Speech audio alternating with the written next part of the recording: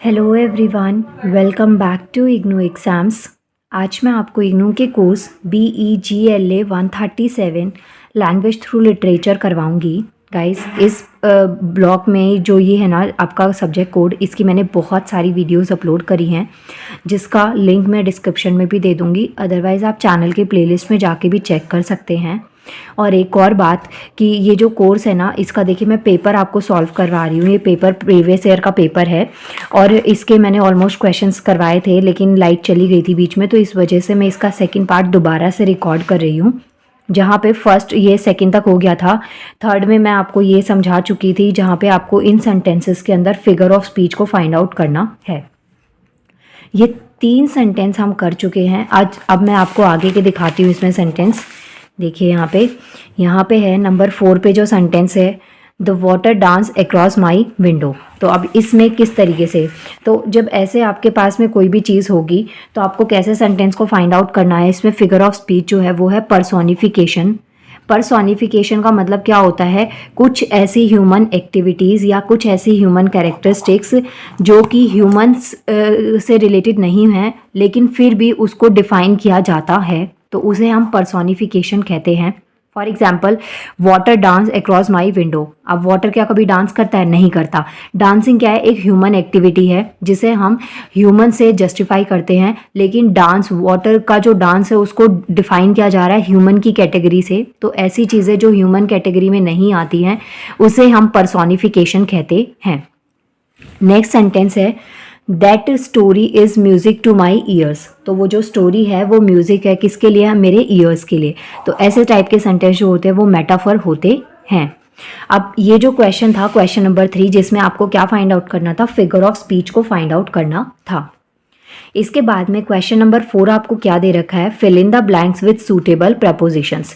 अब यहाँ पे आपको कुछ सेंटेंसेस दे रखे हैं और यहाँ पे आपको फिगर ऑफ स्पीच को आपको इन सेंटेंसेस के अंदर सूटेबल जो प्रपोजिशंस है ना उनको फिल करना है।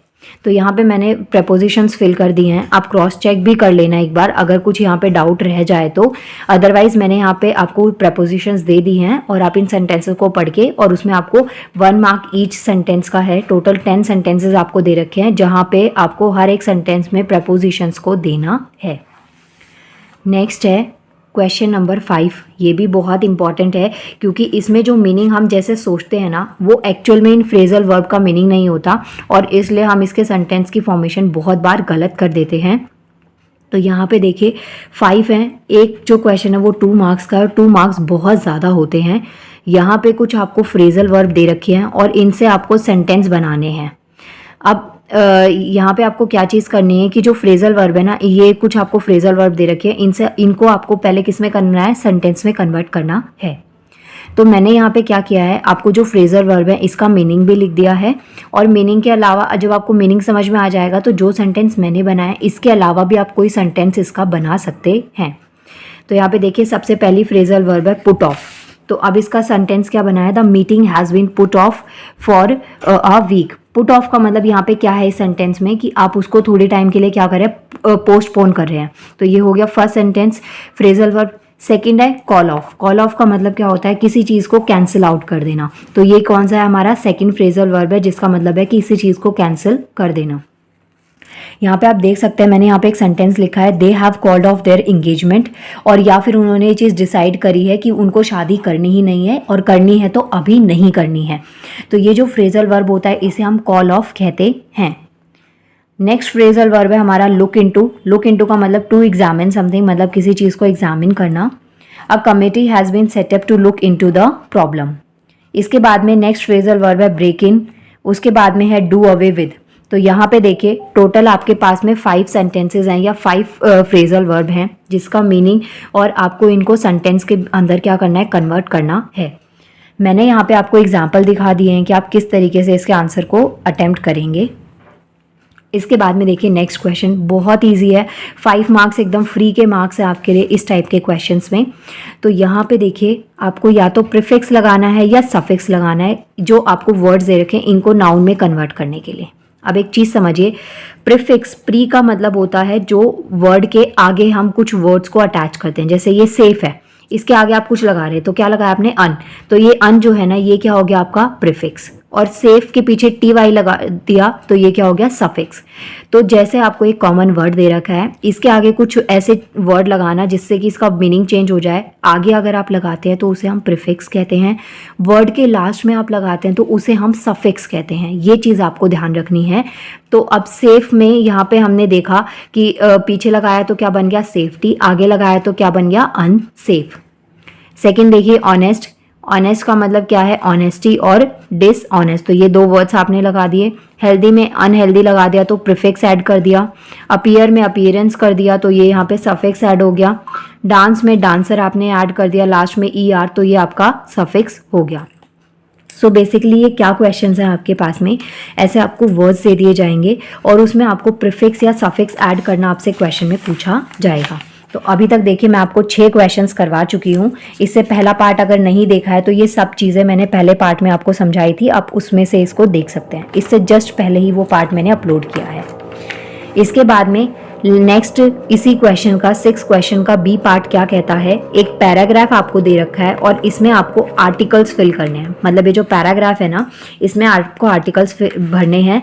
आर्टिकल्स में क्या है हमारे पास, ए, एन और द जो होता है वो मोस्टली स्पेशल थिंग्स के लिए हम लगाते हैं। एन जो होता है वो वॉवल से पहले लगाते हैं। वॉवल मतलब कि ए, ई, आई, ओ और यू, इनसे पहले हम लगाते हैं। और ए जो होता है ये सिंगल चीज़ के लिए, सिंगुलर चीज़ों के लिए आप लगाते हैं।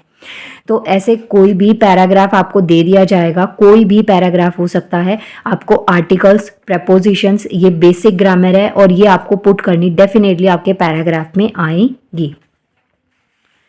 नेक्स्ट है, ये भी काफ़ी इंपॉर्टेंट क्वेश्चन है आपके पास में। इस क्वेश्चन में क्या करना है, आपको कुछ सेंटेंसेस दे रखे हैं और उनको आपको करेक्ट ऑर्डर में लिखना है। मतलब ये जो सेंटेंस है ना, इनमें कहीं ना कहीं कोई एरर है, कोई ना कोई मिस्टेक है और आपको उस सेंटेंस में उस मीनिंग को फाइंड आउट करना है, कौन सा उसमें एरर है, ये चीज़ आपको पता लगानी है।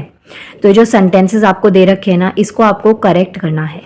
अब देखिए फर्स्ट क्वेश्चन क्या है आपके पास में, फूड इज़ इंडेलेबल।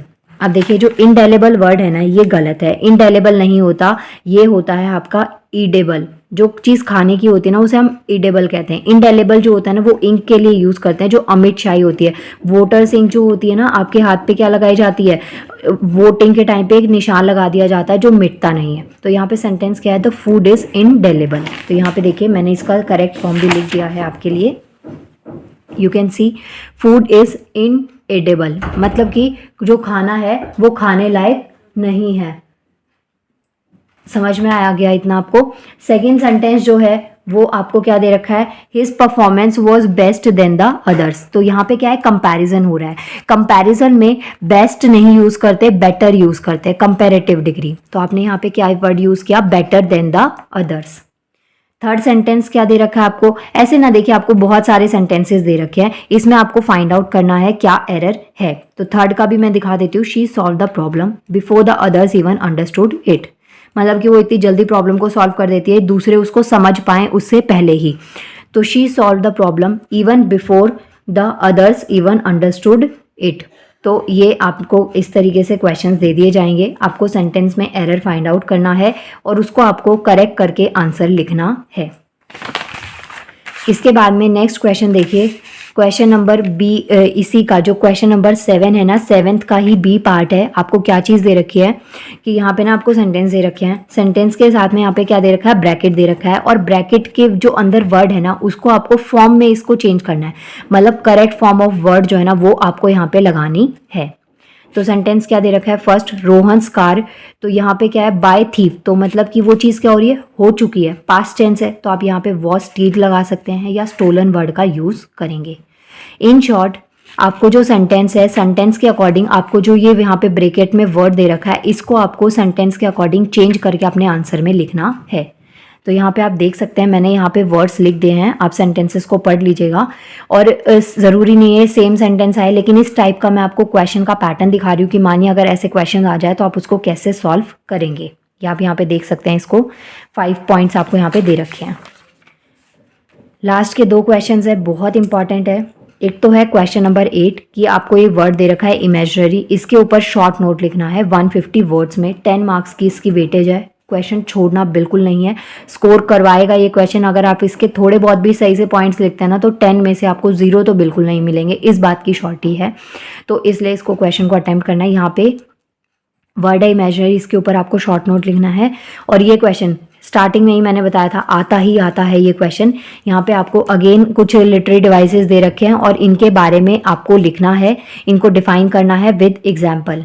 बहुत डिटेल में इसके सारे पॉइंट्स को मैं एक्सप्लेन कर चुकी हूँ, पहले वाले पार्ट्स में आप देख लीजिएगा। और 10 मार्क्स की वेटेज है इस क्वेश्चन की, और 10 मार्क्स बहुत ज़्यादा होते हैं स्कोरिंग के टाइम पे।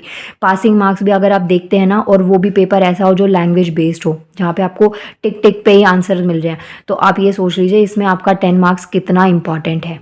अब यहाँ पे देखते हैं क्वेश्चन नंबर 8 क्या है। Right a short note on imaginary in about 150 words. तो 150 वर्ड्स में आपको इस वर्ड को, इमेजिनरी को डिफाइन करना है।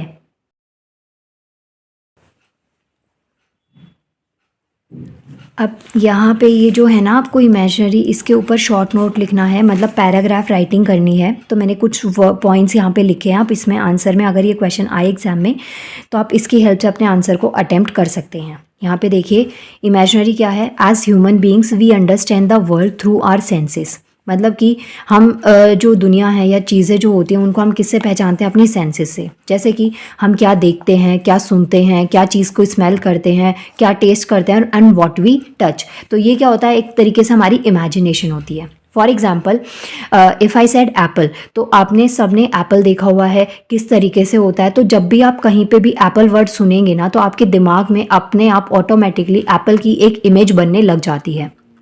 क्यों? क्योंकि वो चीज़ आपने उसी तरीके से देखी और बार बार उस चीज़ को आप देख चुके हैं। तो जो भी चीज़ आप जैसे भी देखते हैं तो उससे रिलेटेड कोई भी वर्ड बोला जाता है तो पहला थॉट आपके माइंड में वही आता है, आप उसी को क्या करते हैं, इमेजिन करने लग जाते हैं। और ये चीज़ आप किस में देखते हैं, स्टोरी राइटिंग में। जैसे कि जो राइटर हैं वो ऐसे वर्ड्स का यूज़ करते हैं कि एक बहुत ही वंस अपॉन अ टाइम, मतलब एक टाइम की बात है, ऐसे सेंटेंस बोला तो उस टाइम पे क्या है, आप पहले के टाइम के अकॉर्डिंग चीज़ को सोचने लग जाते हैं। जिस तरीके की पिक्चर आपने देखी होती है, पढ़ते हुए आए हैं, तो जब वो वर्ड्स बोले जाते हैं तो उससे रिलेटेड आप उन्हीं को क्या करते हैं, दिमाग में बिठाने लग जाते हैं। फॉर एग्जाम्पल जैसे कि अगर हम बोलते हैं शिव जी या भोलेनाथ, तो ये जो पिक्चर है ना आपने जो देखी है, जो उनके बारे में स्टोरी सुनी है, आपके दिमाग में उनसे रिलेटेड वही इमेजिनेशन एक रोल करने लग जाती है। तो यही चीज़ें यहाँ पे आपको समझा रखी हैं। To represent this process in their literary work, storytellers and poets use vivid language designed to appeal of these senses. तो जो हम चीज़ सोच रहे हैं, देख रहे हैं, तो उसके लिए ना कुछ ऐसे इंटरेस्टिंग वर्ड्स को जो राइटर होते हैं ना वो यूज़ करते हैं कि हम ऑटोमेटिकली उसकी साइड क्या होते हैं, अट्रैक्ट होते हैं और उसको एक सोचने लग जाते हैं। जैसे आपको बोला जाए फ्रूट तो इतना अट्रैक्टिव नहीं लगता, but if I said juicy fruit तो आपके मन में, मुंह में पानी आ जाता है कि हाँ वो चीज़ कुछ ऐसी होगी और आप उसको इमेजिन करने लग जाते हैं। यही वजह होती है कि जितने भी जो एड्स होते हैं, एडवर्टाइजमेंट जितनी भी होती हैं, तो उन सब में क्या होता है कि आप ना पिक्चर से ही इमेजिन करने लग जाते हैं। मानिए आपने कहीं पे एक चॉकलेट केक का पिक्चर देखा और वो इतना टेस्टी आपको दिख रहा था कि आपका मन करेगा कि आप उसको खाएं। तो ये चीज़ हमारे इमेजिनरी का एक पार्ट होता है। यहाँ पे देखिए दोबारा मैं इसको पढ़ देती हूँ। As a human being we understand the world through our senses, what we see, what we hear, what we smell and what we taste and what we touch. अब to represent this process in their literary works, story tellers and poets use vivid language, मतलब different different type की language words का वो use करते हैं इन senses को define करने के लिए। और इन जो सेंसेस होती हैं इनको वर्ड्स में अपने इतना अच्छे से डाल दिया जाता है कि जब आप रीडिंग करते हैं तो भी आपको ऐसा लगता है, जब आप डूब के रीडिंग करते हैं तो आपको ऐसा लगता है कि ये सब चीज़ें आपके आसपास में ही हो रही हैं। This language is called imaginary, और ये टाइप की जो लैंग्वेज होती है उसे हम इमेजनरी कहते हैं। A writer or a speaker use the words or a figure of speech to create a vivid mental picture or a physical sensation. तो ये वर्ड जो ये आंसर है ये आपका हो गया कंप्लीट। इमेजिनरी को आप कैसे डिफाइन करेंगे। आई होप आपको ये वीडियो अच्छी लगी हो। और मैंने ना आपसे पूछा था कि इसके एग्ज़ाम की डेट मुझे बताइए, तो सॉरी आप में से किसी का रिप्लाई नहीं आया। प्लीज़ मुझे बता दीजिए इसका एग्ज़ाम कब है। अगर टाइम है तो मैं इसका एक और पेपर अपलोड कर देती हूँ, नहीं है टाइम तो कोई बात नहीं, आप इसी से प्रैक्टिस कर सकते हैं। ये हो गया आपका BEGLA 137 का पेपर कंप्लीट। नाउ मिलते हैं नेक्स्ट वीडियो में, और प्लीज़ वीडियोज़ को लाइक कर दिया कीजिए, इतनी देर नहीं लगती। अगर आप देख रहे हैं और आपको अच्छी लग रही है वीडियो, कंटेंट हेल्पफुल लगता है तो प्लीज़ एक लाइक कर दिया कीजिए। Thank you so much.